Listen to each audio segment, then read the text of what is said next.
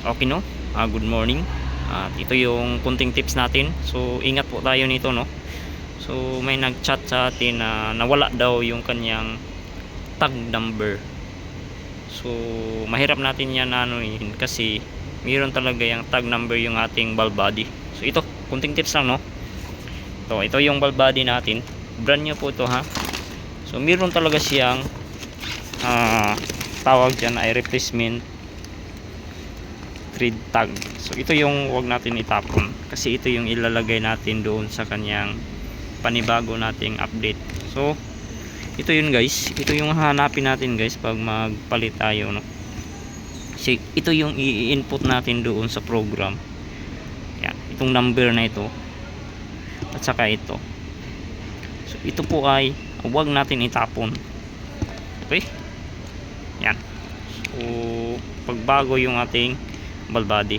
So pag luma naman, yung kukunin natin ay yung meron naman yan nakalagay doon sa kanyang transmission. Tara, tingnan natin doon sa kanyang transmission. Meron yung tag doon. Tara, puntahan natin. Ayan, guys, so doon natin makikita yung tag number. Wala flashlight eh. Wala, hindi po ito yung doon sa kanyang nakadikit sa kanyang transmission. So yun po yung luma na tag number. So tara, balik tayo. Yan, hindi makikita eh, nandun sa ilalim talaga, nandun. Ayan, nakatapot yan. Okay, no? So balik tayo dito. So ito po, napakahalaga po ito. So wag natin itong itapon. Yan, itong number na ito.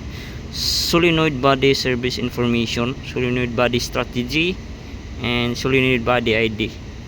Yan, yun po, napaka-importante nito. So katapos ito ay didikit natin to sa kanyang transmission. Okay, para mag-input tayo. Okay, kunting tips lang, no? So bago po itong ball body, concern ito shift shock. Okay, yun lang po muna. And yo, always drive safe. Yo, bye bye.